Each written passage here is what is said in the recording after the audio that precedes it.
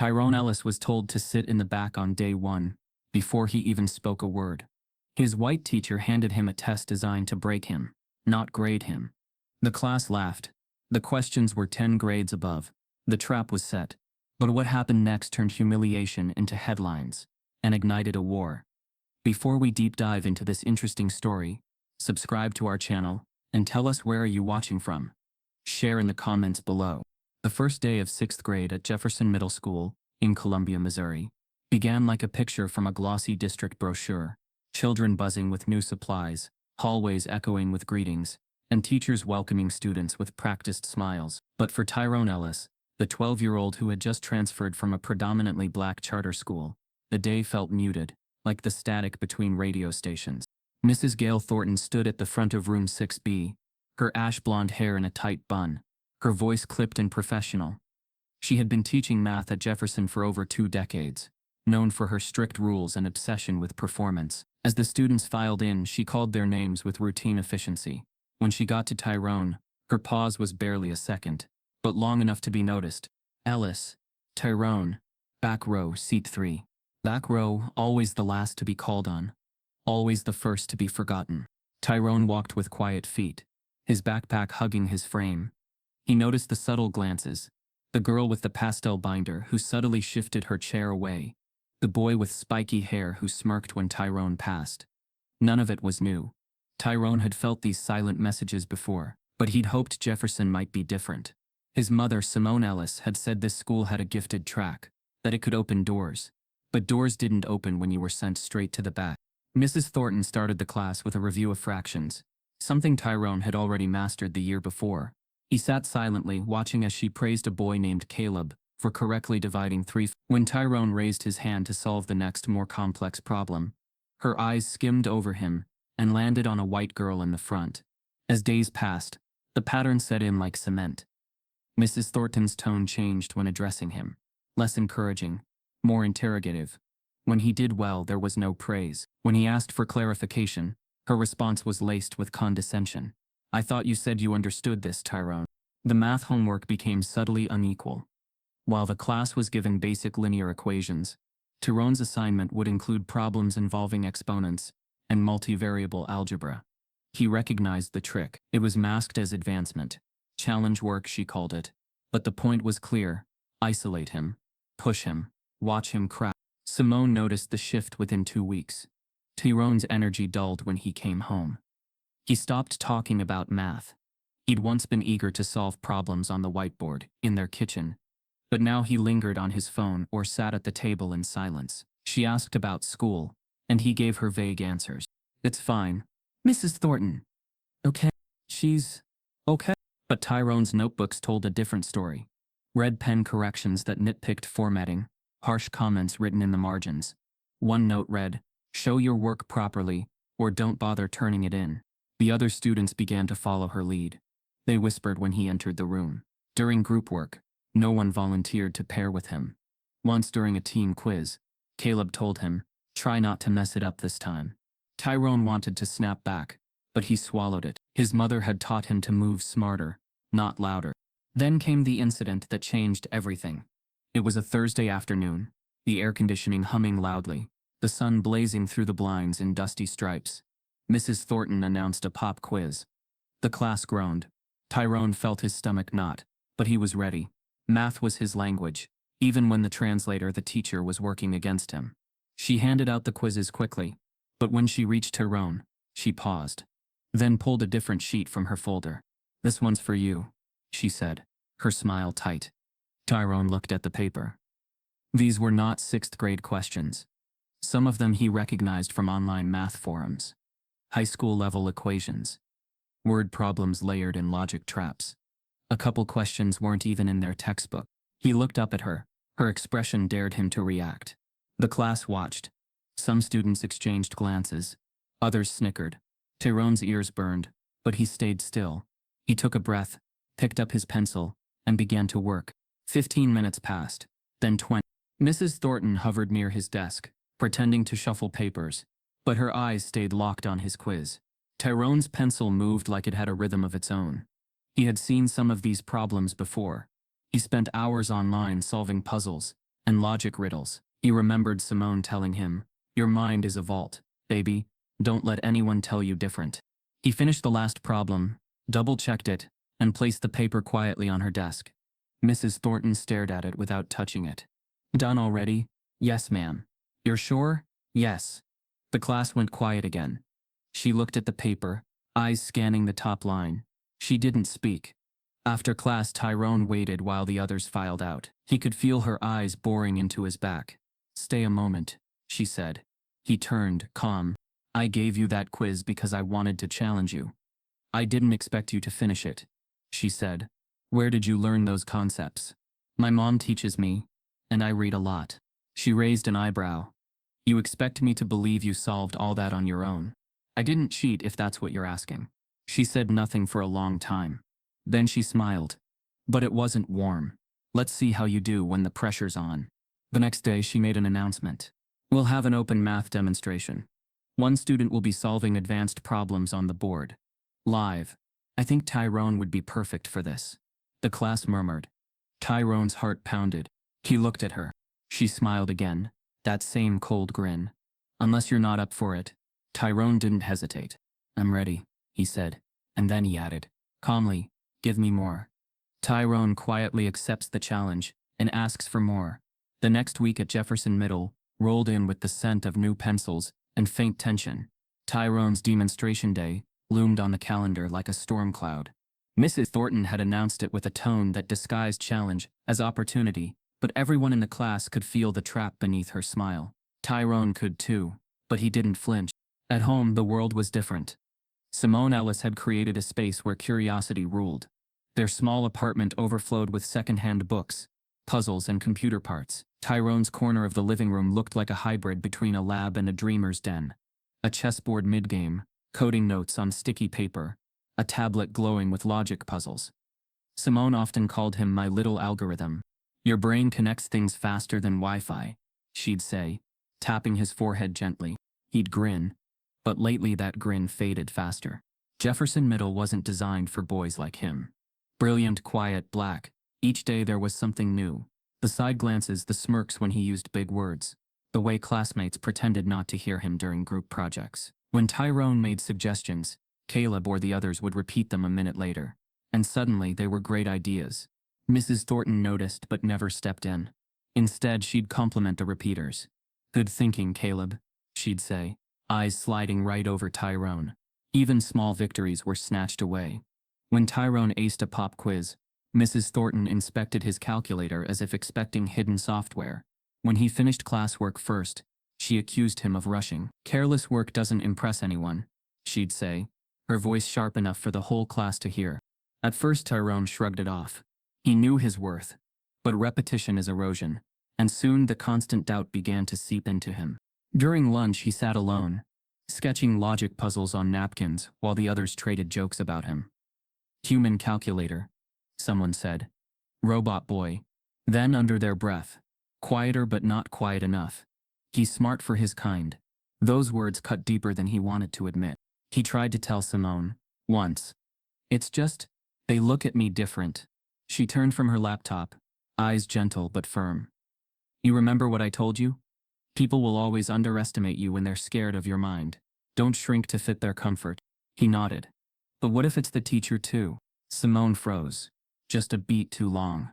Then she smiled. A calm, controlled smile. "Then we show her what she missed." But showing her meant surviving her.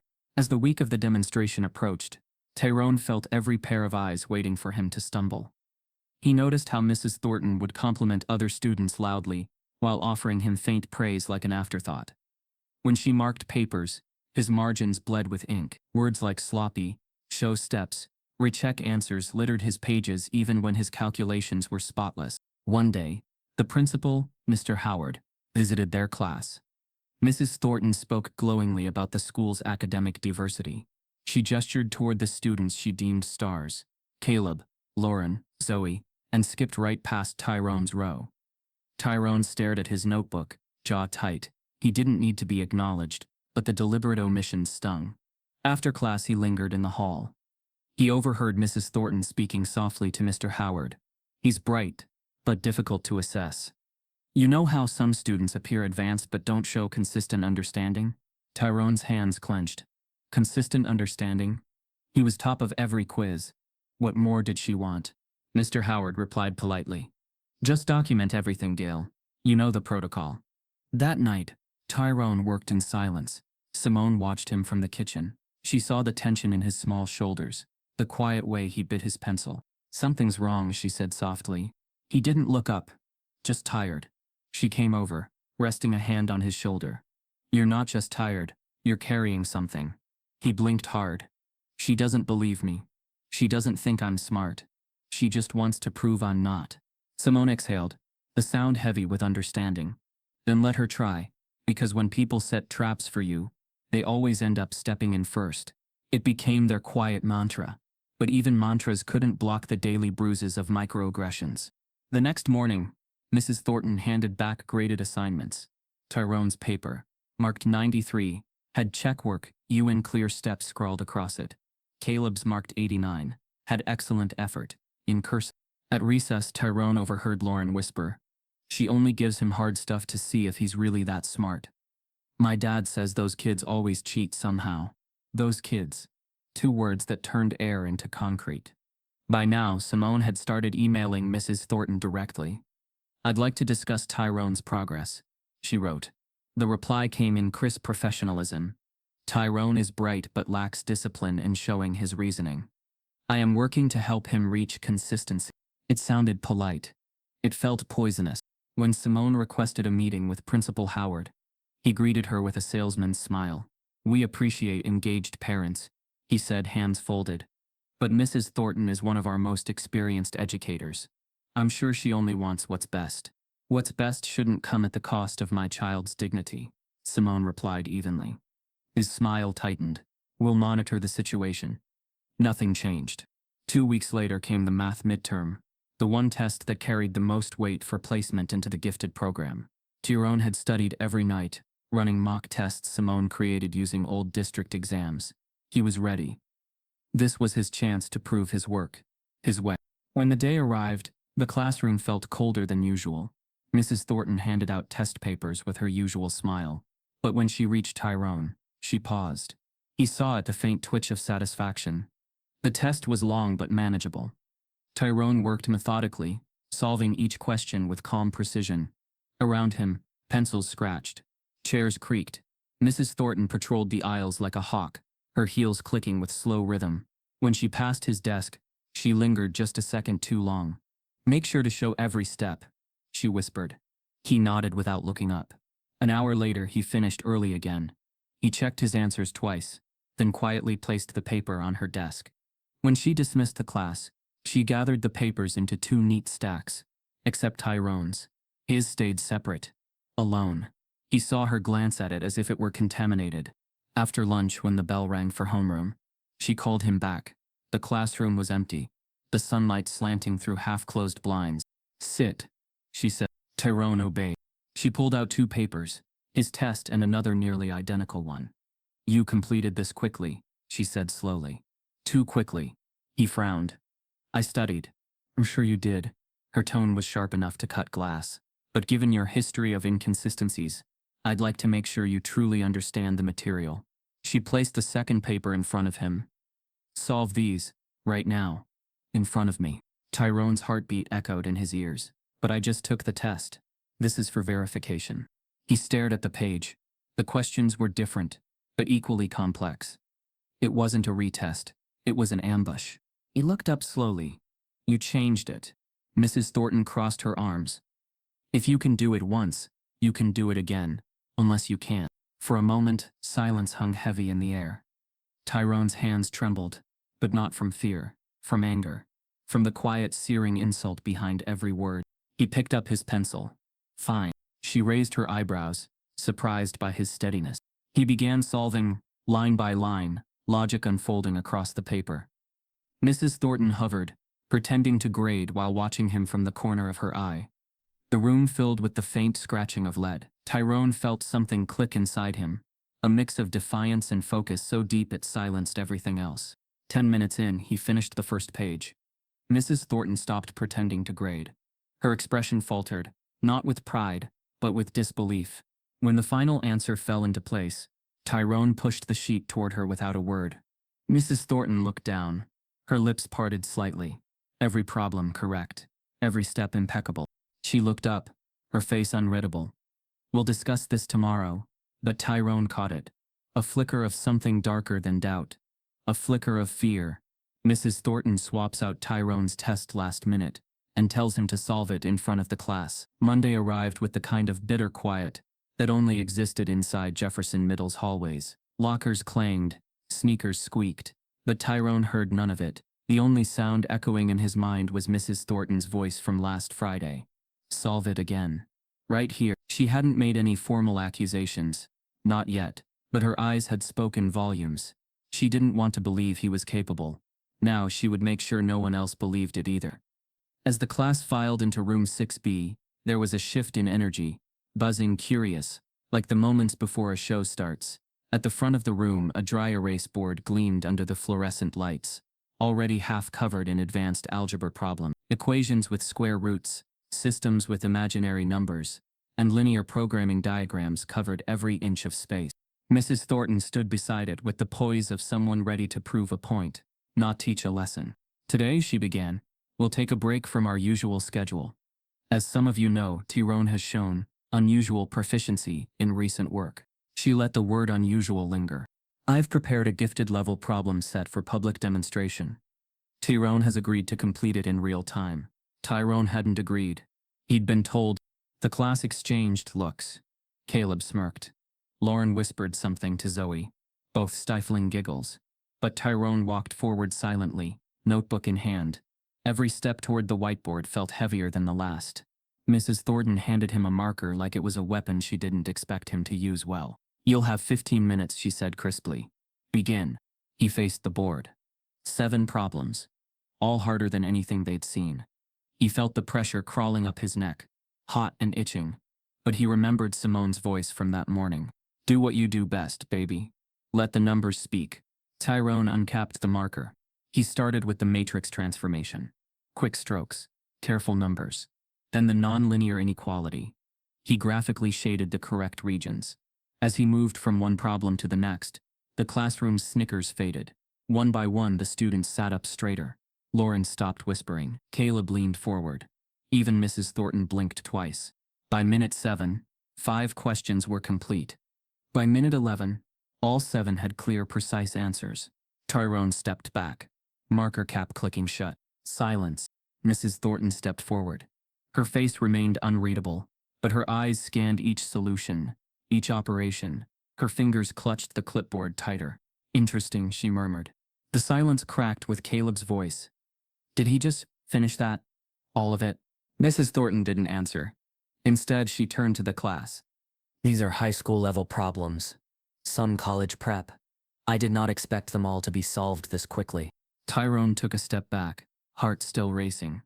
He'd done it. He'd played her game and won. But then came the pivot. Which makes this, Mrs. Thornton's voice cooled, a bit suspicious. The room turned cold. She gestured toward Tyrone's solutions. I can't prove anything right now, but it's worth reviewing. The speed, the accuracy, the way certain methods are used. One's not taught at this level. She trailed off, letting her doubts infect the room like a virus. Tyrone's lips parted, but he couldn't speak. He wanted to scream, to say, you made the rules, and I played by them. You gave me the impossible, and I made it real. But he said nothing, because he knew the danger of speaking while black and angry in a white classroom. Mrs. Thornton smiled tightly. For now, Tyrone, please head to the principal's office. I'd like Mr. Howard to have a look. Some students gasped. Others chuckled nervously. Tyrone turned, feeling every eye drilling into his back as he walked out. Down the hallway, the walls felt closer, the buzzing in his ears returned. Mr. Howard greeted him with the same bland expression he always wore. Mrs. Thornton called ahead, said there were concerns. He offered Tyrone a seat, then pulled out a notepad. She says your solutions don't reflect work she's seen from you before. That you might have used unauthorized methods. What kind of methods? Tyrone asked, his voice even. Did you use a phone? AI tools? Anything unapproved? I didn't cheat. Mr. Howard nodded slowly, as if trying to decode him. We'll need to call your mother. Standard protocol. Tyrone sat stiffly, waiting in silence.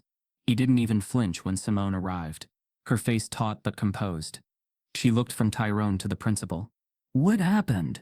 Mr. Howard cleared his throat. There was a math demonstration. Tyrone solved problems much faster than expected. It raised questions. Questions, Simone echoed. He solved the problems. Accurately. In front of witnesses. And instead of praise, you called me here like he brought a weapon to school? It's not that simple, he replied. There are procedures. There are patterns, Simone snapped. Patterns where black students are punished for excellence, instead of nurtured for it. He shifted in his chair. Please, Mrs. Ellis, we're only trying to maintain academic integrity. Simone looked at Tyrone. Baby, tell me exactly what happened. Tyrone recounted the whole thing. The silence in the room grew louder with every sentence. When he finished, Simone stood up. I want the test reviewed. Independently. Not by this school. By an external math evaluator. Mr. Howard paused. That's not standard. It wasn't standard to ambush a 12-year-old with a live demonstration either. She said coldly. You want transparency? Let's get it. He nodded stiffly. We'll reach out to the district office. But please understand, if misconduct is found, Simone cut in. If misconduct is found, it won't be from this side of the table. Later that evening, she filed a formal request for independent review with the district. She even copied the school board and attached screenshots of Tyrone's notes from weeks prior. Proof that he'd been doing problems at that level already. For a moment she allowed herself to breathe. They'd tried to embarrass her son. Instead, he'd showcased brilliance. But 3 days later, the district's response arrived. Thank you for your concern. However, after preliminary internal checks, we have decided that the student in question should not be recommended for the gifted program at this time, due to ongoing academic integrity concerns. Further review has been deferred. Deferred, not denied, not clear, just shelved. It wasn't just a rejection. It was a label. One that would follow Tyrone across records, across schools, across futures. Simone read the email twice. Her hands trembled. Tyrone was in his room, headphones on, building an algorithm to calculate chess move trees, oblivious. She closed her laptop slowly. Simone demands an independent review of the test, and gets a brutal surprise. The rejection email sat in Simone's inbox like a slap that kept stinging. She reread the words again, just to make sure she wasn't imagining the tone. Ongoing academic integrity concern. They didn't outright accuse Tyrone of cheating, but they didn't clear him either. Worse, they deferred review, placing her son's academic reputation in a silent limbo with no resolution, no path forward. Simone didn't cry, not yet. She stared at the screen, jaw clenched, pulse hammering in her neck. The email wasn't just a verdict, it was a message. We don't believe your son belongs here. Down the hall, Tyrone was still tinkering with a logic-based chess simulator, humming lightly to himself. He didn't know yet. Simone didn't know how to tell him. She had protected him from many things. Growing up without a father, money being tight, even racism's ugly whispers. But this was different. This was official. This was institutional. The next morning she woke early and emailed the district again, this time demanding a timeline for the independent review. Hours passed with no reply. By afternoon, her phone rang. It was an assistant superintendent. Mrs. Ellis, we've reviewed your request. At this time, we believe it is in the best interest of the student to focus on classroom-based support and monitoring. So the school accuses my son without proof, and now you're suggesting monitoring instead of clearing his name? Simone asked, her voice sharp. There's no formal accusation. It's just about maintaining classroom standards. Let me be clear, Simone said. You're telling me that my son, who solved every problem correctly in front of an entire classroom, is now being monitored for being too good. There was a pause. It's complicated, the voice on the phone replied. We're simply taking steps to ensure fairness for all students. Simone hung up without saying goodbye. At school, the temperature around Tyrone shifted. Mrs. Thornton no longer offered backhanded compliments. She stopped acknowledging him altogether. When he raised his hand, she looked past it. When he submitted homework, it was returned without comments or scores. At lunch, a few kids began whispering again. Thought he was some genius. Probably just looked it all up. I heard his mom's making a big deal out of it. Trying to sue the school or something. Tyrone heard every word but didn't react. Not outwardly. Inside, he felt a slow unraveling. All the excitement he once felt about numbers, about puzzles, about school, it dulled. The board was rigged. The rules weren't made for him to win. Simone decided she'd had enough. She compiled every homework assignment, every red-marked test with Tyrone's flawless logic discounted. She printed emails, screenshots from math forums where Tyrone had participated under anonymous usernames, proving his aptitude. She even drafted a formal complaint to the Department of Education. But something still didn't feel like enough. She needed eyes on this. Public ones. That night, while Tyrone slept, Simone created a simple blog. They tried to bury genius. She uploaded a timeline of events, documents, anonymized classroom observations, and even video footage from a parent who had secretly recorded Tyrone's demonstration on the board. The clip showed him solving problems fluidly, while Mrs. Thornton stood beside him, arms crossed, not offering a single word of encouragement. Within 48 hours, the blog post gained traction. Parents began sharing it in PTA groups. A local activist reposted it. A former Jefferson student left a comment, "This sounds just like my time with Thornton. Some things never change." And then, the unexpected twist. A well-known educational YouTuber stumbled across the post. He reached out to Simone, asking if he could verify Tyrone's work himself. She agreed. Tyrone, hesitant at first, eventually agreed too, but insisted it be on his terms. He submitted a blind, self-written test to the YouTuber's panel of math experts, PhDs, educators, even a former Olympiad coach. The results were unanimous. "This kid is brilliant," the YouTuber said in his video. "He didn't cheat, he just thinks at a level the system wasn't prepared for." The video exploded. 200,000 views overnight, then 500,000. Suddenly, Tyrone Ellis wasn't a whispered name in a Missouri middle school. He was trending, but not everyone was pleased. Mrs. Thornton sent a formal statement to the district, claiming the video was unverified, and that online popularity should not determine educational outcomes. The school's response: they opened a disciplinary review, not against her but Tyrone. Simone received the email late one evening. Due to the recent media attention and possible FERPA violations, the district will be conducting an internal investigation regarding student conduct, data sharing, and academic protocol adherence. They were flipping the script, turning a victim into a suspect. Simone stood in her kitchen, the walls spinning. Tyrone walked in, catching her distress. "What now?" he asked, too calm for someone his age. "They're investigating you," she said quietly. He nodded once, jaw tightening. "I knew they would," he replied. Simone collapsed into a chair. "We're not just fighting ignorance anymore, baby. We're fighting a machine.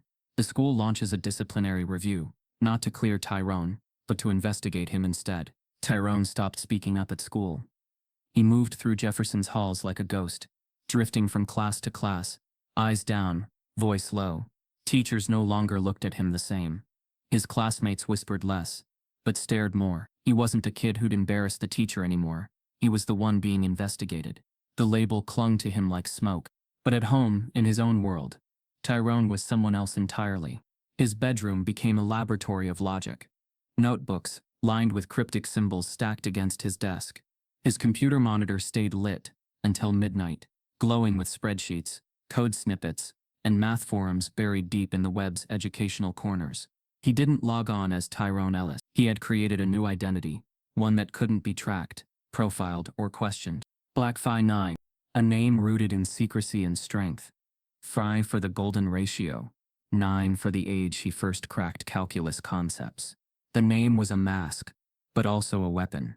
Black Phi 9 didn't speak. He solved. He posted a puzzle involving hyperbolic trigonometry, one so convoluted it had stumped users on professional forums. His solution didn't just answer the problem, it reframed it. Users from Stanford and MIT tried to pick it apart, only to realize they'd been outmatched. Then came the domino. A well-known STEM influencer reposted his solution, asking, "Has anyone verified this? It's incredible." That night, Tyrone's post hit 12,000 upvotes on an advanced math subreddit. By morning, Twitter was buzzing. "Who is Black Phi 9? Best mathematical intuition I've seen in years." Then a Harvard professor tweeted, "Whoever Black Phi 9 is, they're solving problems I've never even taught. Brilliant." Tyrone stared at the screen, stunned. For once he didn't feel like shrinking. He felt seen, but not as Tyrone Ellis. Not as the boy Jefferson was quietly suffocating. As Black Phi 9, he was limitless. Simone noticed the change. She heard his late-night typing again, saw the light return to his eyes. She didn't ask. She let him come to her. "Mom," he said one morning, holding up his tablet, "I've been posting stuff, anonymously, and they noticed." She sat beside him and scrolled through the responses, her mouth parting slightly. "You did this?" He nodded. A message arrived right then. A direct email routed through the contact form on a math forum. A professor from the University of Illinois wrote, "Black Phi 9, we don't know who you are, but if you're interested, we'd like to offer you a pre-college mentorship opportunity. Fully funded." Tyrone blinked. I didn't even apply." "They found you," Simone whispered. But even as doors were cracking open, reality at Jefferson remained sealed shut. 1 week later, Mrs. Thornton returned to class with an extra spring in her step. A student mentioned the viral post about Black Phi 9 during a warm-up exercise. Someone said, "There's a kid out there doing college-level math anonymously. He got offered a scholarship." Mrs. Thornton laughed, not harshly, but with that same familiar bite. "Oh, please," she said. "The internet loves a mystery. That Black Phi 9 thing. Probably some adult pretending to be a kid, or someone cheating their way through solutions." Tyrone didn't flinch. He kept his eyes on his notebook. Simone's words echoed in his ears. "Sometimes your silence is your sharpest blade." But later that evening, as they sat together over dinner, Simone couldn't shake the bitterness from her face. "They're not just trying to discredit your name anymore, baby. They're trying to erase your mind." Tyrone looked up. "But they don't know it's me." "Exactly," she said, sitting forward. "That's the problem." He frowned. "You think I should tell them?" "No. I think I should." "What?" Simone pushed her laptop forward. She had been drafting a press release. "You earned that spotlight, Tyrone. The world already loves your mind. They just don't know the name behind it. If they knew the same kid their schools dismissed is the one being offered scholarships without ever applying, that changes everything." Tyrone hesitated. "Won't it make things worse?" "They've already made it worse," Simone replied. "Now we tell the truth, on our terms." That night, Simone contacted the same education YouTuber who had covered Tyrone's anonymous test. She arranged an interview. Not written. Not edited. Live, Simone decides to expose the school by revealing Black Phi 9's identity. In a live interview. Simone Ellis had been quiet long enough. She wasn't just a mother now. She was a woman on fire. The rage that simmered behind her eyes had turned into something deliberate, organized, and unstoppable. For weeks she had watched her son be dragged through an invisible trial with no courtroom, no jury, and no defense. But now she was going to flip the script, and she was starting with receipts. Tyrone watched from the hallway, as Simone sat cross-legged on the floor, surrounded by documents. Her laptop glowed, her face lit by the cold light of injustice being processed into evidence. She wasn't just collecting emails anymore. She was building a case. There were screenshots of Tyrone's spotless test papers, red-marked only for formatting. Email threads from Mrs. Thornton that carried polite racism masked in bureaucratic language. Surveillance timestamps showing that Tyrone completed the in-class test under real-time pressure, yet was still flagged for dishonesty. The folder was labeled proof they never believed him. Then she launched a blog. Simple design, piercing message. Its title, "The Genius They Tried to Erase." The first post opened with a line that struck like thunder. "My son is 12 years old. He solved problems they didn't teach, so they tried to fail him for it." She attached the full story. The quiz ambush, the swapped test, the disciplinary review, and finally his viral success as Black Phi 9. Nothing was dramatized. No embellishments, just cold facts, backed by files, photos, and video clips. The internet didn't scroll past. The post racked up 10,000 shares in its first night. Parents, teachers, former students of Jefferson commented in droves. I had Mrs. Thornton too. Same tactics. My gifted black son was told to repeat 5th grade math. This story feels too familiar. Local media picked it up first. Then the National Education podcast, Truth in the Classroom, requested an interview. Simone didn't hesitate. On camera, she was calm but piercing. When black excellence threatens the comfort of mediocrity, the system doesn't just ignore it, it attacks it. They didn't question my son because he was wrong. They questioned him because he was right. Clips from the interview spread like wildfire. Tyrone watched himself become a symbol, his name now a tag beneath bold headlines. Boy genius silenced by school district. Mom's fight for her son goes viral. Jefferson Middle went into PR overdrive. A press release dropped the next morning. We are deeply committed to equity and inclusion for all students. Any accusations of bias are being taken seriously. But their statement ended with a pointed line. We ask the public to allow the internal process to complete before drawing conclusions. Translation: let us protect our own before accountability knocks on the door. Mrs. Thornton didn't comment publicly, but parents at the school reported she now walked the halls with forced politeness and security close behind. It should have felt like a win. But the higher Simone rose, the more brutal the backlash became. Her office inbox at the tech firm began flooding with anonymous messages. Focus on your job, not your agenda. Using your son to push a narrative. How classy. 3 days later, HR called Simone in.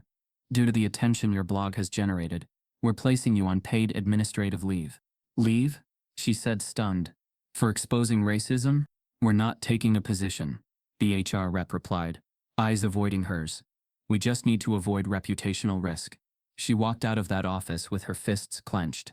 At home, Tyrone noticed the silence. You got fired? No, Simone said, exhaling. Just punished for telling the truth. But she didn't stop. She doubled down. She created a submission form on her blog. Tell us your story. Within a week, 600 parents and students had shared accounts of academic discrimination. The stories mirrored Tyrone's. Harder tests, ignored hands, accusations of cheating, praise withheld. The truth wasn't an isolated incident. It was a pattern, but the weight of visibility came with pressure. One morning, Simone woke to the sound of a brick smashing the front window. On it, someone had spray painted, "Shut up or leave." The police arrived, but their report felt more like a shrug than a shield. Probably just a random act. Could be kids. Simone knew better. She changed the locks that night. Meanwhile, Tyrone still wasn't reinstated in school competitions. Despite his online acclaim, he was barred from the upcoming regional math Olympiad. Simone had assumed it was an oversight, until she received the email. The message came from the state math board. Due to ongoing investigations involving academic conduct, Tyrone Ellis is ineligible for participation in all district and state-sanctioned academic contests, until further notice. Her fingers trembled as she scrolled down. The email was cold, clinical, and devastating. It wasn't just the regional math event, it was every academic platform in the state. Tyrone wasn't just banned from math club. He was erased from opportunity. She stormed into his room, laptop open. Baby, I need you to read this. Tyrone scanned the message. His face didn't show anger. It showed resignation. I figured they'd do that, he said softly. No, Simone snapped. No, they don't get to do that. You're Black Phenine. Tyrone, the world knows you. They can't stop you anymore. But they can keep me out of rooms, he replied. Rooms I deserve to be in. Simone's eyes glistened, but she refused to cry. Then we'll build our own room, she said, and make them beg to be in yours. The board cites ongoing investigations and suspends Tyrone from all academic contests statewide. The dining room table became Tyrone's new classroom, not by choice, but by necessity. Simone couldn't bear to send him back to Jefferson. Not after the suspension, the graffiti, the media chaos, and the bitter silence that echoed louder than any racial slur. She pulled him from the school formally, marked it as temporary homeschooling, and gathered every resource she could find online. She wasn't a certified teacher, but no one knew Tyrone's mind better than she did. Every morning, they started with tea. No bells, no hall passes, just a quiet structure. Math, physics, reading, coding. Tyrone didn't resist. In fact, he thrived. He consumed knowledge like oxygen. But something had shifted. He didn't talk as much during lessons. Didn't laugh at Simone's old jokes the way he used to. There was a focus in his eyes now, intense and deliberate. It wasn't rebellion. It was a child turned into a machine by the system meant to nurture him. By the second week, Tyrone had mapped out an entire self-study curriculum. Why wait for them to teach me? He told Simone. I can build my own path. And he did. He used open-source Python libraries to construct a mini AI model capable of pattern recognition. He fed it test questions and wrote scripts to optimize solutions. Then, under a new alias, Code Obsidian, he began entering online STEM challenges. He didn't just compete, he won. A physics tournament for high schoolers, a robotics simulation challenge, a combinatorics marathon, hosted by a university in Canada. Tyrone, still only 12, ranked top 10 in all of them, and first in two. Each win came with silent celebration. Simone would bring out cupcakes, try to coax a smile. Tyrone would nod politely, but keep his head down, already on the next problem. The deeper he dove into his online success, the more aggressive the offline attacks became. Simone started getting odd emails. One, from a masked address, read, "Funny how the loudest moms are usually the ones who failed at raising kids." Another, "Hope your audit goes well. District records are never really deleted." Then came a knock at their door. A man in a suit, holding a clipboard. "Mrs. Ellis? I'm here for a routine check regarding your son's academic withdrawal. Standard district follow-up." Simone narrowed her eyes.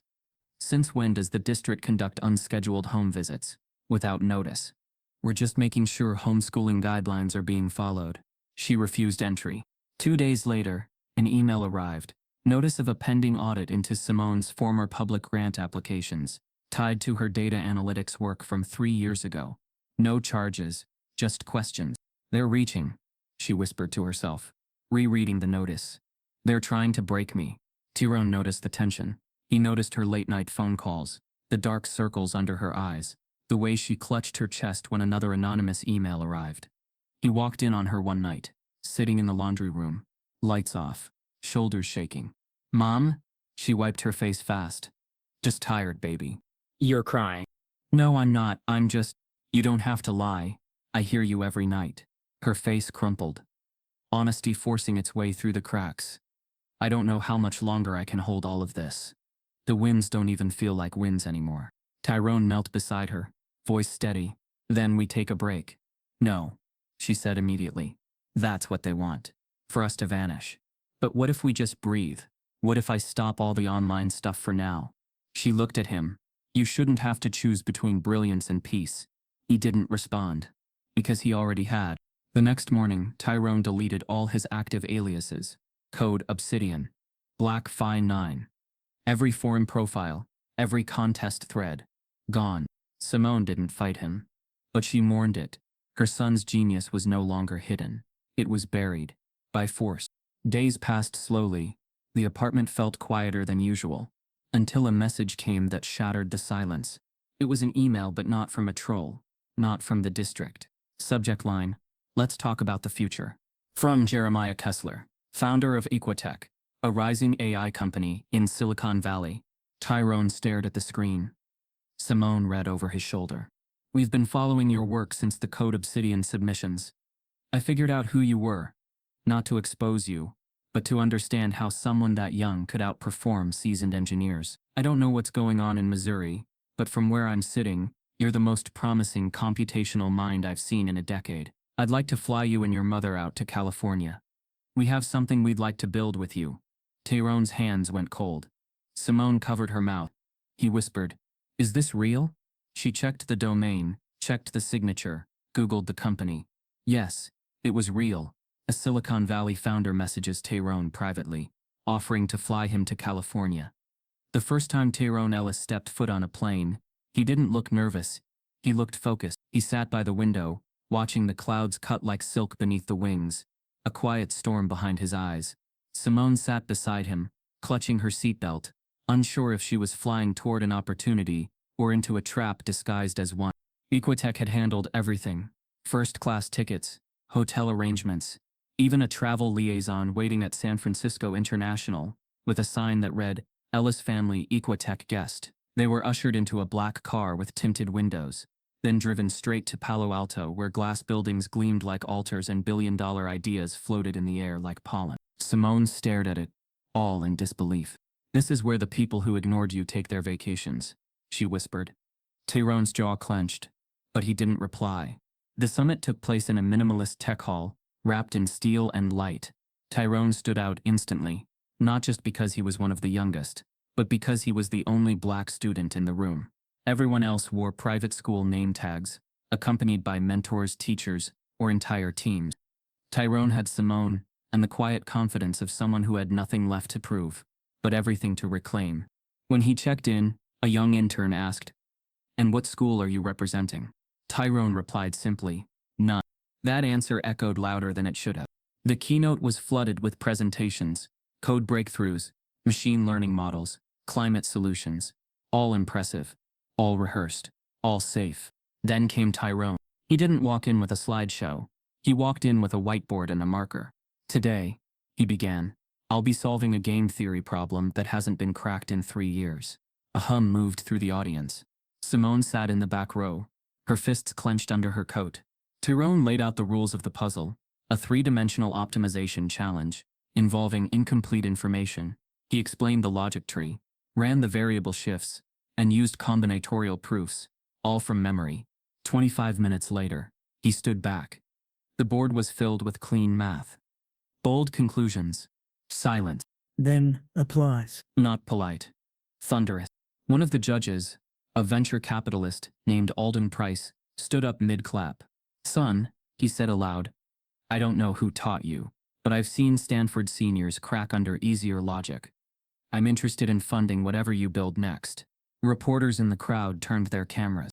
That night, Tyrone's name trended. The black kid who solved the game. Unschooling genius stuns tech world.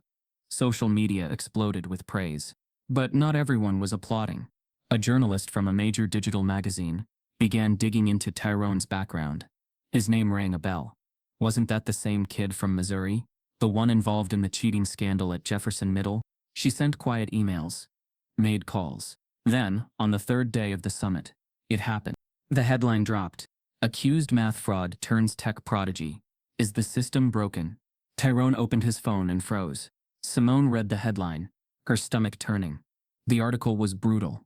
Written in the language of faux neutrality, it questioned the credibility of Black Fi-Nye's earlier posts. It referenced the district's ongoing investigation. It mentioned the math midterm scandal, carefully avoiding words like racism, but heavily implying doubt. And it included a screenshot of his face at the summit, side by side with a redacted Jefferson School report. Tyrone's identity was no longer his to protect. The room shifted. The same VC who'd offered to fund him sent a text. "Let's talk next week. Need to let this press calm down."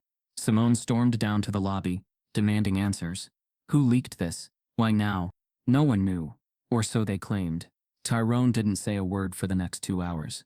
Then, quietly, he turned to his mother. "I gave them something to break. And they did." Simone touched his cheek. "That's because you're finally too loud to ignore." The headline hit social media. "Accused math fraud turns tech prodigy. Is the system broken? The internet is merciless when it smells blood." The article exploded across platforms within hours. Tyrone Ellis, once hidden under usernames and anonymity, was now front-page controversy. The summit stage that had once elevated him now became a platform for debate, not about his ideas, but about his legitimacy. Cable news picked it up first. Was the math prodigy a manufactured genius? One anchor teased. Pundits argued loudly, with buzzwords like standards, merit, and educational integrity. None of them mentioned race, but all of them talked around it. Social media fractured into camps. One side hailed Tyrone as a beacon of untapped potential, the systemic proof that talent often goes ignored in marginalized communities. The other side began circulating conspiracy theories, that Simone had used media pressure to bully her way into opportunity, that Tyrone was coached behind the scenes, that his viral posts were ghost-written. Simone watched it all unfold like slow-motion wreckage. "They're not even trying to hide it anymore," she whispered to herself, scrolling through comment sections flooded with coded slurs and outright hate. The hate spilled offline too. Tyrone's personal data leaked. His old address, his birthday, even his middle school transcripts. Trolls sent pizzas to their home, harassing them through every open channel. Simone started receiving phone calls with long silences on the other end. Tyrone's inbox filled with requests for interviews, debates, proof of his intelligence, as though his brilliance had become a public property to be audited. Despite it all, he stayed grounded.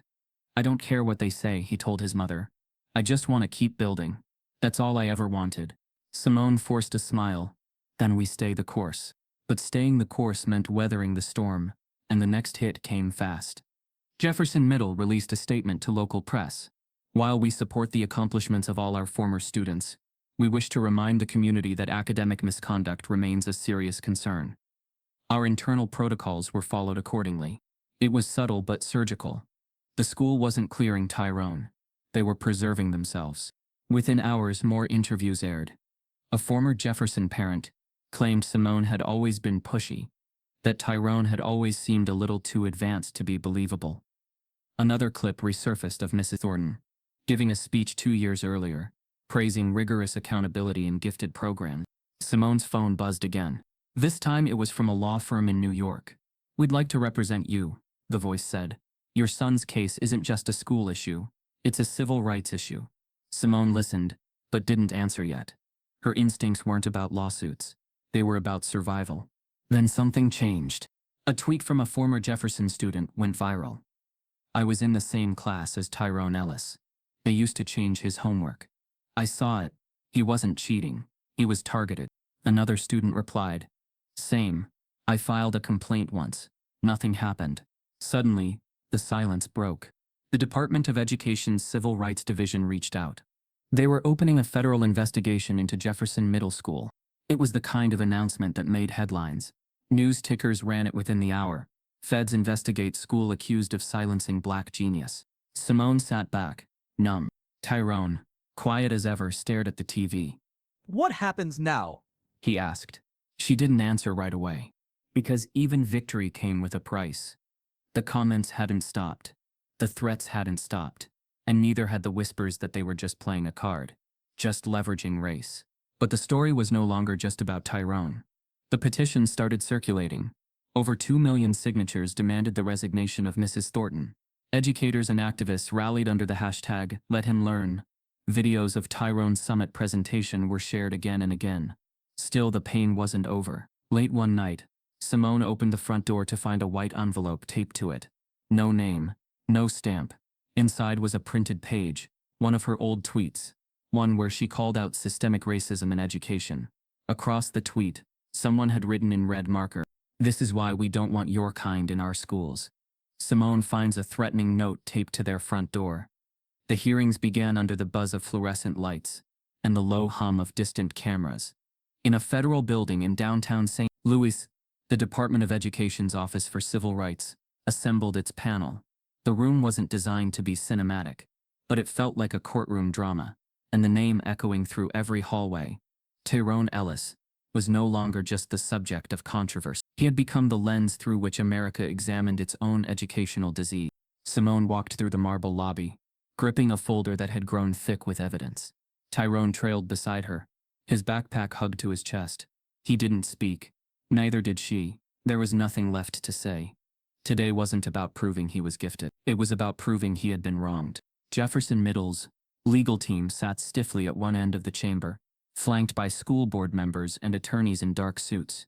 Mrs. Thornton was there too. She wore a navy blazer and a pearl necklace, her hair pinned up in meticulous curl. She looked every bit the seasoned professional, until she opened her mouth. "I never punished Tyrone Ellis for his intelligence," she said under oath, voice smooth. "If anything, I challenged him because I believed in his potential. High expectations, not hostility." It was a polished line, the kind you rehearse in front of a mirror. But then the documents were projected on the overhead screen. Emails Mrs. Thornton never thought would surface. "The Ellis boy is quick, but too smug. I want to see how far he can go before he cracks.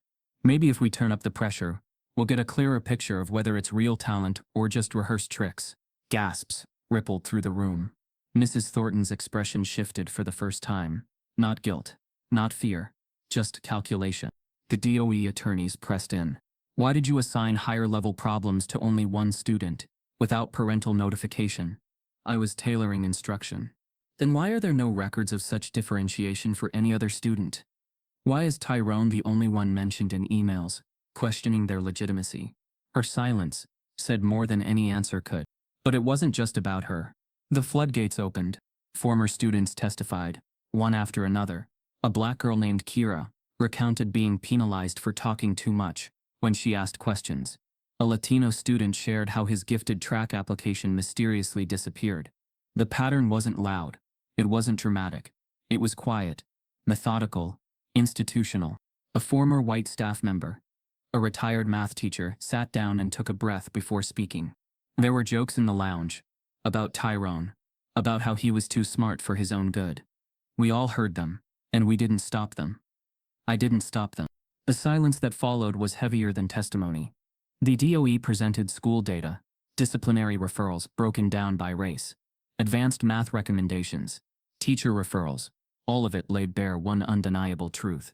Jefferson Middle had been filtering out black brilliance with surgical precision. At one point, a school board member tried to deflect. This has been an emotionally charged situation. We believe all our teachers acted with professional intent. But another slide went up. A group chat between 3 teachers, including Mrs. Thornton. Let's not let the media circus distract from the fact that this kid's just being handled. Handled.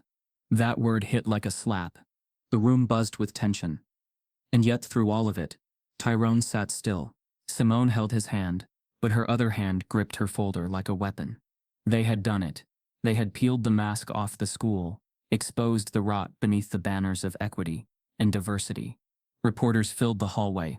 Education activists gathered outside. A petition to recall the school board reached over 700,000 signatures. Still, Jefferson's legal team clung to phrases like miscommunication and policy missteps. But it was too late. The Department of Education prepared to release its findings the following week. The preliminary results were already clear. Jefferson Middle had engaged in discriminatory practices. Simone breathed, just for a moment. Then came the unexpected twist. An officer from the DOE approached her in the hallway. "We'd like to request a testimony from Tyrone," she said gently. "His voice has been central to this case. It matters how he experienced it." Simone looked at her son. He didn't flinch. He just nodded. "I'll do it." The DOE prepares to release its findings, and Tyrone is asked to testify. The room was built for order. Everything in the federal hearing chamber, from the symmetrical placement of chairs to the pristine white tablecloths on the witness tables, suggested control. But what pulsed beneath the surface was anything but contained. Tyrone Ellis, now 13, walked into that room like a soldier entering a battlefield. Not with fear, but with focus. His shirt was pressed, his sneakers clean, his eyes steady. The cameras were already trained on the seat at the center of the room, and as he took it, Simone sat behind him, unable to blink. Her boy, once just another student buried in the back row, was now the centerpiece of a national reckoning. The Department of Education had opened the civil rights inquiry a month earlier, but it was Tyrone's testimony that the world had waited for. His voice had remained silent publicly since the chaos began. But now the nation would hear the boy behind the hashtags, behind the headlines, behind the pain. He adjusted the mic, cleared his throat. "My name is Tyrone Ellis," he began, each word deliberate. "I used to go to Jefferson Middle School. I used to love school. I used to love learning." A hush settled. "But then I was told that being good at something made me suspicious." He paused. The silence wasn't just from the officials. It came from every reporter's pen, every camera operator holding their breath. "I was 12 when my teacher gave me a math problem harder than what anyone else got. I solved it." She didn't say "well done." She said, "do it again." In front of the class, to prove I didn't cheat. He didn't cry. He didn't tremble. Tyrone delivered every memory with the calm clinical precision of a surgeon exposing a wound. "I solved that too." She still didn't believe me. She told the principal, then the district. Then they called my mom. But not to say I was smart. To say I was suspicious. Simone looked down, her hand shaking. She had prepared herself to hear it again. But nothing could mute the heartbreak in her son's voice. "They told me to be quiet, to stop posting online, to stop being public, because smart isn't safe when you look like me." They said it in nicer words, but I heard them. Tyrone took a breath. "I didn't get suspended for breaking rules. I got suspended because I broke their expectations." That line hit like a punch. A murmur rippled across the chamber. Tyrone continued. "After that, they called me a cheater. Online, people said I was a fraud, that my mom was forcing me, that I couldn't be that smart without lying. They hacked my accounts. They sent hate to our home. They said I was dangerous." He held up a printed screenshot of one of the messages. "One mistake, and he disappears like he never existed. That was sent to my house. About me." One of the panel members shifted, visibly disturbed. Another whispered something to the official beside them. Tyrone didn't look away. I was just a kid who liked math. I didn't ask to be on TV. I didn't ask to be a symbol. I didn't ask for a hearing. I just asked to be believed. A long pause. My teacher, Mrs. Thornton, didn't give me harder problems to help me. She gave them to me to break me. She said she wanted to see how far I could go before I cracked. She almost did. I stopped eating right. I stopped talking. I deleted everything I created, because I thought it wasn't safe to be smart anymore. The room was silent. Simone's tears finally fell. She covered her mouth with her hand. But I didn't crack, Tyrone said, because I'm not the problem. The system is. At that moment, the chamber seemed to collapse into silence. A silence that wasn't passive. It was stunned. Still, reverent. Then applause. Not from everyone, but enough to ripple across the room before officials called for quiet. The clip hit the internet before the hearing even ended. Journalists live tweeted it. One educator posted, "Tyrone Ellis didn't just testify, he testified for every black student who was ever doubted, dismissed, or degraded for being brilliant." That night, the video had over 3.5 million views. By morning, 10 million. Influencers made videos crying, reacting. Celebrities reposted with captions like, "They tried to erase him. He wrote himself back in." Activists praised Simone's courage. Professors asked to feature Tyrone's words in their lectures. But with every ounce of love came equal weight in hate. Mrs. Thornton's supporters mobilized online. Anonymous forums swarmed to defend teacher integrity. They claimed the hearing was a witch hunt, that Simone had orchestrated the entire media frenzy for attention, that Tyrone was an AI chatbot in disguise. The racism grew bolder. Someone leaked Simone's workplace history. Doctored emails began circulating claiming she'd falsified data in a past project. None of it was true. But truth didn't matter in the digital mob. Then came the threats. Phone calls in the middle of the night. Packages left on their doorstep containing nothing but blank paper and red ink. One note read, "We see everything. Your genius isn't bulletproof." They filed police reports. Again. "I'm not scared," Tyrone told his mother. But Simone saw the extra lock he added to his bedroom window. She saw the way he jumped at sudden knocks. And then, another twist. A well-known conservative pundit invited Tyrone on his show. "We want to hear the other side," the producer said. Simone declined. The next day, the pundit aired a segment anyway. "Tyrone Ellis is being used. It's child abuse disguised as advocacy. His mother should be investigated." Simone watched it play on a loop. Tyrone didn't say a word. Until he did. "I want to talk," he told her. "But not to defend myself. To lead." Together they planned a live stream. Tyrone, sitting in front of his own laptop, told his story again. Unfiltered, uninterrupted. "I know you think this is about me," he said to the camera. "But it's not. It's about what happens when a system built to lift us decides we're too heavy to carry. I won't apologize for being smart. I won't shrink to survive." The stream reached over 1.2 million viewers in 48 hours. By then, national organizations began calling Simone. Civil rights groups, education reformists, publishers. They all wanted to work with Tyrone. Still, Jefferson Middle hadn't issued a direct apology. Then Simone received a letter. The school's legal counsel was filing a lawsuit for defamation. They claimed her blog, interviews, and public statements had caused extensive reputational damage, that her words had recklessly endangered the professional standing of respected educators. Simone stood in her kitchen, the legal packet spread on the counter like broken glass. "They're suing me," she said aloud, to no one. Tyrone walked in. "What?" "They want money. They want silence. They want me to be sorry." He looked at the papers. "They should be the ones sorry." She nodded. "They will be." Simone finds a threatening note taped to their front door. The morning after the note appeared, Simone didn't sleep. She sat at the kitchen table, coffee gone cold, staring at the front door like it might whisper answers. Tyrone woke up early, sensing the shift in the air. He didn't ask what was wrong. He didn't need to. The silence was enough. By the end of that week, the hate had grown teeth. It started with anonymous messages flooding Simone's inbox again, this time sharper, more coordinated. One email read, "You wanted attention. Now you've got it." Another, "The world doesn't need another fake martyr." They came from fake accounts, but the language was familiar. the same tone as the whispers she'd heard in Jefferson's hallways. Then came the doxing. Their address leaked on social media, hidden within discussion threads about Tyrone's case. Within hours, it spread to forums that thrived on harassment. Old family photos appeared online, their phone number, even a photo of Tyrone's school project, one he'd proudly posted years ago. That night, a rock shattered their front window.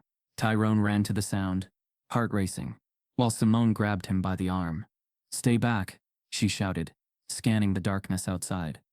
The word liars had been spray-painted across the siding, in dripping red letters. The police came again. They took statements, wrote reports, but their tone was routine, not protective. One officer muttered, "You two might want to lay low for a while."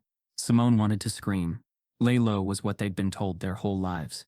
It was what her parents were told, what Tyrone had been forced to learn by 12. Instead, she fixed the window herself the next morning, hand trembling around the hammer. Tyrone helped patch the paint.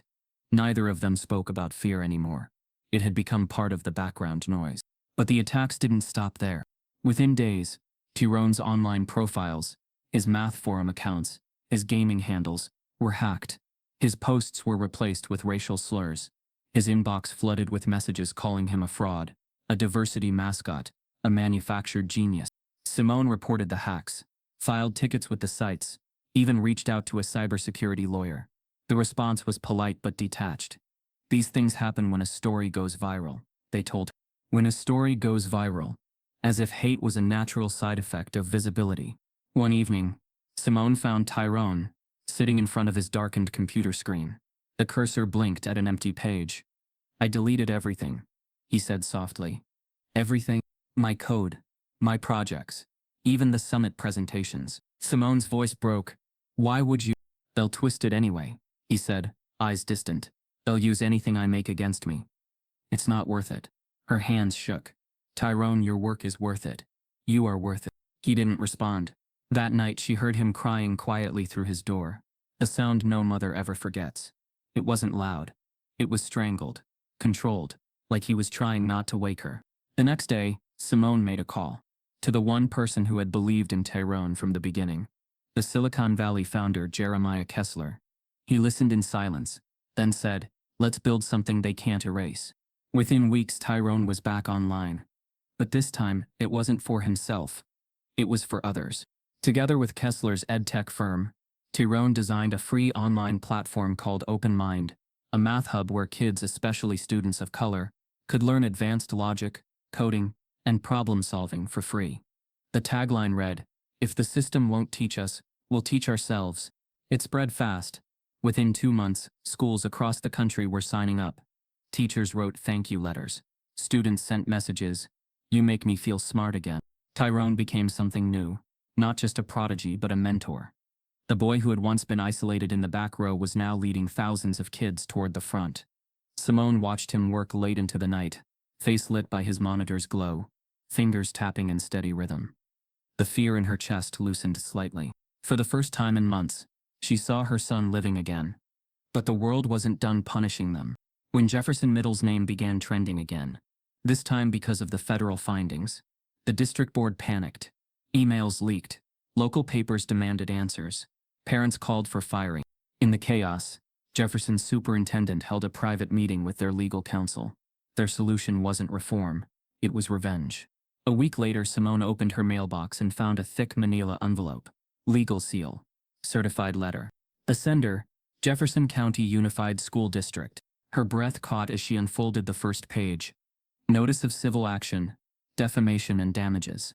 The district was suing her, claiming her blog, interviews and statements had caused irreparable harm to the school's reputation and staff morale. Her hands trembled as she scanned the pages. They were demanding damages. Money she didn't have. Silence she couldn't afford. When Tyrone came home, she was still at the table, eyes wet, papers scattered around her. "They're suing us," she said, barely a whisper. He stood frozen. What? For speaking the truth. For fighting back. Tyrone swallowed hard. "So that's it? They ruin everything and still get to be the victims?" Simone looked up, fire replacing her fear. "No, baby. This time, they picked the wrong family." The school files a defamation lawsuit against Simone. The courtroom wasn't built for revolution, but that's exactly what it felt like. There was a kind of tension in the air that didn't belong to legal proceedings alone. It was the weight of years, of overlooked complaints, buried brilliance, and weaponized policies, masquerading as structure. Now Jefferson Unified School District was on the offense, and Simone Ellis, who had once stood alone at PTA meetings, notebook in hand, rage quietly restrained, was now at the center of a case that had become a national litmus test. The district's official claim was clear. Simone Ellis had caused irreparable harm to the school's reputation through her viral blog, online posts, and repeated media appearances. They argued her words were reckless, her tone defamatory, and her actions malicious. They accused her of exploiting her son's success for public sympathy, and accused Tyrone of hiding behind digital manipulation. But when Simone entered the courtroom that day, flanked by a team of pro bono civil rights lawyers, each one chosen for their expertise in educational discrimination, it was clear this trial wasn't going the way Jefferson planned. In opening statements, the school's lawyer, a balding man in an expensive navy suit, spoke with the poise of someone used to winning. He cited district enrollment drops, community backlash, staff turnover, and media attacks on innocent educators. He used terms like unsubstantiated emotional narratives and targeted harassment fueled by online mob mentalities. He spoke of Mrs. Thornton as a long-standing decorated educator, subjected to unjust public shame. Then it was Simone's lead attorney's turn.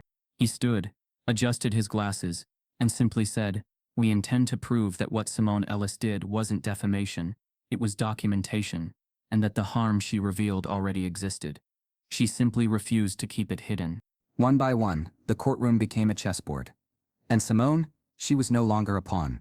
They brought in former Jefferson students, teachers, and parents, many who had remained quiet for years, now emboldened by Simone and Tyrone's courage. Some recounted their own children's experiences with segregated gifted programs and selective testing. Others confirmed watching black students given harsher punishments, fewer recommendations, and more skepticism. But the twist came on day 3 of the trial. Simone's attorney submitted a thumb drive into evidence. "Your Honor, this is a recovered audio recording from a Jefferson staff meeting, post-viral escalation." Objection. The district's lawyer stood quickly. "It's inadmissible, likely obtained without consent," but the judge overruled. "We'll listen to it in chambers if necessary. For now, play the clip." The courtroom quieted. A projection screen flickered to life. Static, then muffled voices. "You see her on CNN again. She's got a whole campaign going, acting like we lynched the kid. Don't worry. Eventually this'll pass. They always burn out." Laughter. Then a voice identified later as a district administrator said something that cracked the case wide open. "We just need to contain the backlash until this thing dies down. Then we'll rebuild the narrative." Gasps. Murmurs. One woman in the press section dropped her pen. The judge paused. "Play that section again." They did. Louder. "Contain the backlash." Jefferson's lawyer stood again, flustered. "This doesn't represent policy, Your Honor." Simone's attorney responded calmly. "No, it represents truth. The exact truth my client tried to expose. That instead of protecting students, this district protected its public image. That instead of helping Tyrone Ellis, it tried to contain him." From that moment, the trial changed. Media outlets outside the courthouse updated headlines in real time. Leaked audio reveals Jefferson officials tried to contain racism fallout.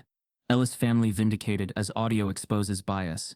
The clip went viral before the judge's gavel even fell for recess. Simone watched it all unfold without blinking. But Tyrone, seated quietly in the gallery behind her, gripped the edge of the bench. His mind, always methodical, felt the shift. For once, the numbers were starting to align on their side. The following day, Mrs. Thornton was called to the stand. Her hair was neatly curled, her demeanor poised, but her words stumbled. "I never intentionally discriminated," she said. "You said in an internal email that Tyrone needed to be pushed until he cracked. What did you mean by that?" Simone's attorney asked. "I meant academically challenged.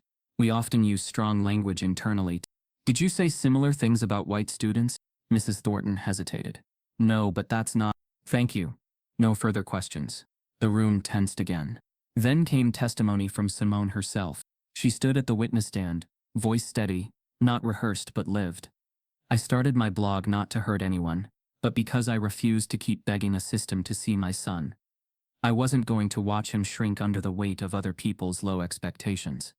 I've been polite, I've been quiet, I've been patient, and it got my son nearly erased from his future. She held up a printout of the defamation suit. This isn't about damage. This is about revenge. The district couldn't stand being exposed, so they tried to silence the person who made it impossible to ignore. By the time she stepped down, many in the room were already certain where the verdict would land. But the school had one more surprise. Instead of resting their case, the district introduced a counterclaim. They requested an injunction against Open Mind Tyrone's educational platform, claiming it was created using intellectual property developed, while Tyrone was still a registered student. The room erupted. "You're now trying to own a platform created after you pushed him out?" The judge asked, incredulous. "Our position is that the learning materials used may have originated under Jefferson's instructional domain." The judge interrupted. "Your position is rejected. Sit down." Whispers turned into a buzz. Outside the courthouse, protesters had gathered.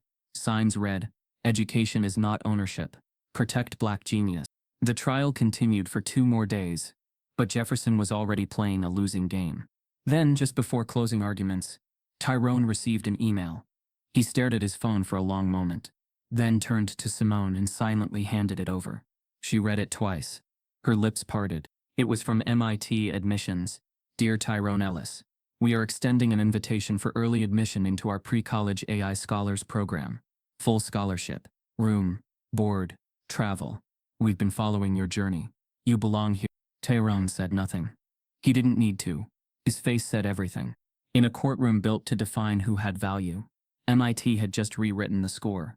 MIT wants to admit Tyrone early. Full scholarship. For many, the courtroom verdict felt like the final chapter. But for Simone and Tyrone Ellis, it was only the beginning of a new, uncharted era. One where vindication didn't erase the scars, but made them more visible, more undeniable, and more urgent. Tyrone's story was everywhere. National education forums named him Student of the Year. His testimony clips were taught in university education departments. His face appeared in classroom posters, with captions like "Believe in brilliance before it's proven." But Tyrone wasn't trying to be a symbol. He was trying to breathe. At home, he returned to his desk like he always had, back to algorithms, back to logic, back to the clean certainty of code. But the difference now was that the world had pulled up a chair beside him. His online platform Open Mind surged past 2 million users. Students from all 50 states and more than 20 countries joined to learn under his curriculum. He read messages like prayers. "I thought I was dumb. Then I solved your puzzle. I used to hide my answers. Now I raise my hand." Yet, even in the glow of progress, Tyrone couldn't shake the damage done. In public, he smiled. In private, he flinched. At his first live keynote at an education summit in Atlanta, the lights dimmed, and he stood at the podium, trying to remember his notes. But when a teacher in the crowd stood to ask a question, Tyrone froze, not because he didn't know the answer, but because for a flash of a second, he was 12 again, facing Mrs. Thornton, waiting to be accused. Simone noticed it from the front row. Her fingers tensed, but then Tyrone breathed through it. He answered, and the audience erupted. That summit changed everything. Tyrone became a recurring voice on education panels, STEM equity conferences, and think tank roundtables. But Simone, too, was evolving. She declined sponsorships, turned down book deals, and instead used her momentum to push for a national policy initiative, the Equitable Access for Gifted Students Act. Her goal was clear: dismantle the gatekeeping around gifted programs, require bias training for all educators, and implement nationwide metrics that focused on potential, not just test results. She met with lawmakers, delivered speeches in D.C. She wasn't just Tyrone's mother anymore, she was a movement's mother. A documentary team followed them for months. The working title, Not an Exception, The Tyrone Ellis Story. It was picked up by a major streaming platform before filming even wrapped. Still, Mrs. Thornton never publicly apologized. She quietly resigned from Jefferson Middle, citing media interference, and later relocated to another school district 2 states away. The damage remained unspoken, unowned. One day, while Tyrone reviewed new math modules, Simone walked in holding a folder. "Another request," she said. "Harvard wants you to do a fireside with their AI faculty." Tyrone looked up. Do they know I'm still only 13? Simone smirked. That's why they want you. But behind the jokes was fatigue. Tyrone still struggled to walk into a classroom without scanning for danger. Every compliment came with an invisible asterisk.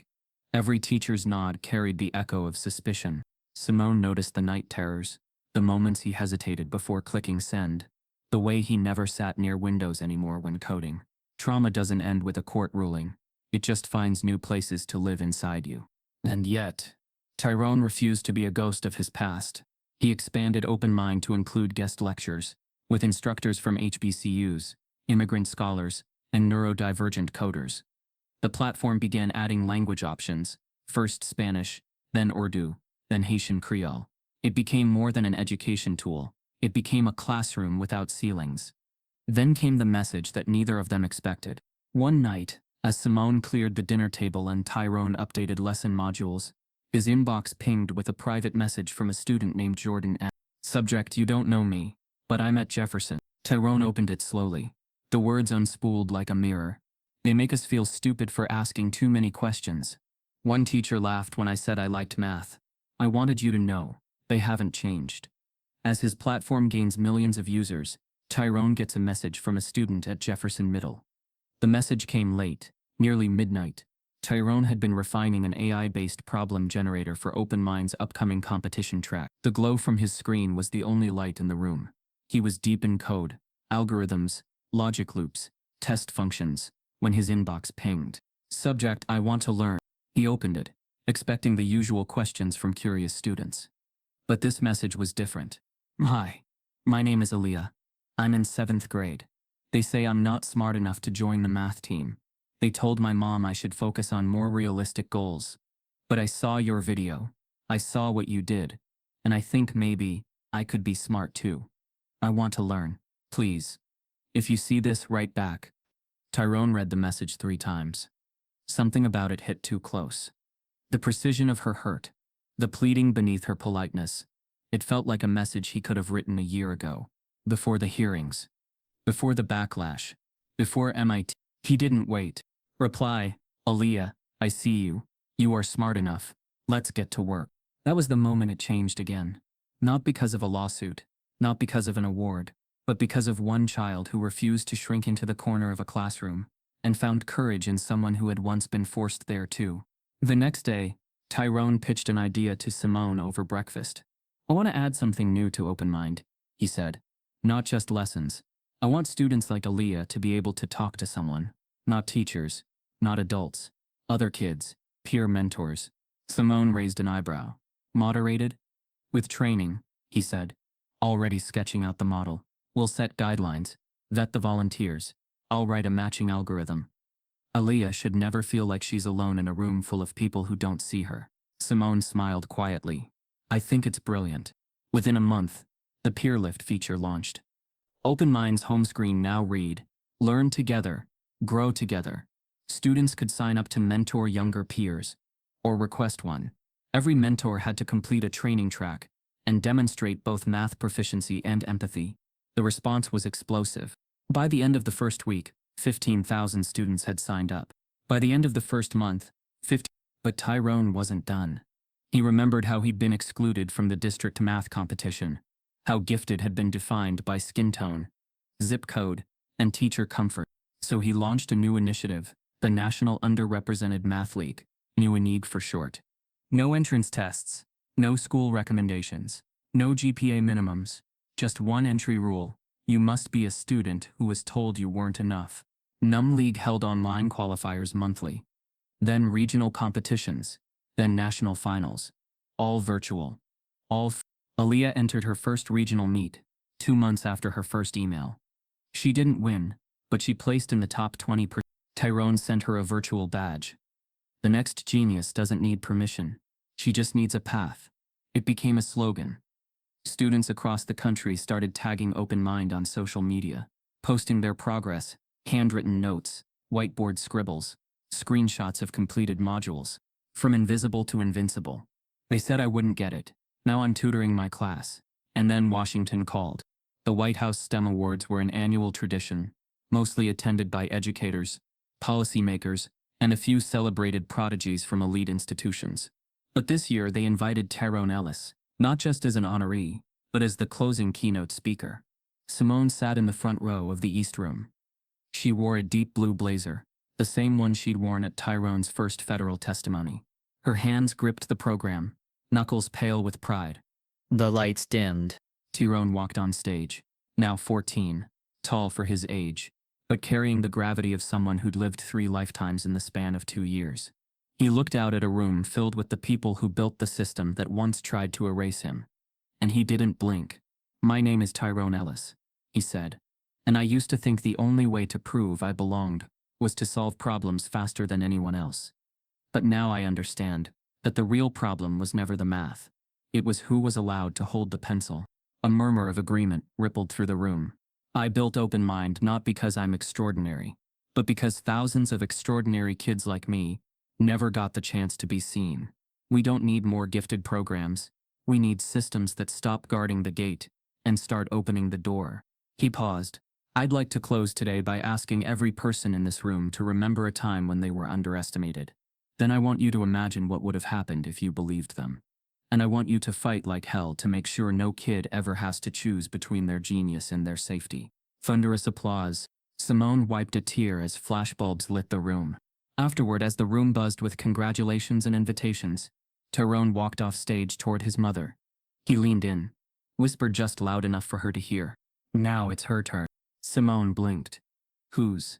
"Aaliyah's, and all of them." He reached into his pocket and handed her a folded printout. It was a scholarship proposal.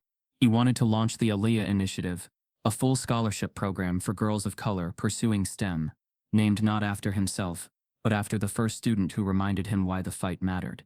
The proposal included mentorship, laptops, internet access, and transportation for in-person events. "She believed in me before I answered," Tyrone said. "Now it's my job to answer back." Simone held the paper, stunned by the scope, the thoughtfulness, the fire behind it. "You're building a new system," she whispered. Tyrone nodded. "No, we're replacing the old one." That night, as they returned to their hotel, Tyrone's phone buzzed again. Another message. Subject: "I'm scared to say I love math." He opened it. "They laugh at me when I finish early. They say I'm trying too hard. But I found your site. I think I can try again. Can you help me?" Tyrone looked at Simone. She smiled. "Looks like the revolution just got another recruit." As the credits rolled in the documentary, as news anchors debated how one boy changed everything, as school districts rewrote their equity plans, and parents attended trainings inspired by the Ellis case, Tyrone sat at his desk again, one hand on the keyboard, one eye on a mentor dashboard. No fanfare, no spotlight, just one boy answering one message at a time. Because genius doesn't belong to systems. It belongs to the kids who survive them. And now, thanks to Tyrone, they didn't have to survive alone. Tyrone walks off stage and whispers to Simone, "Now it's her turn." They tried to bury a child's brilliance behind silence, bias, and shame. But Tyrone didn't just survive. He changed the rules for everyone who comes after him. If you've ever been doubted, dismissed, or told to sit in the back, this story was for you. Type yes if you believe genius has no color. Subscribe if this broke your heart.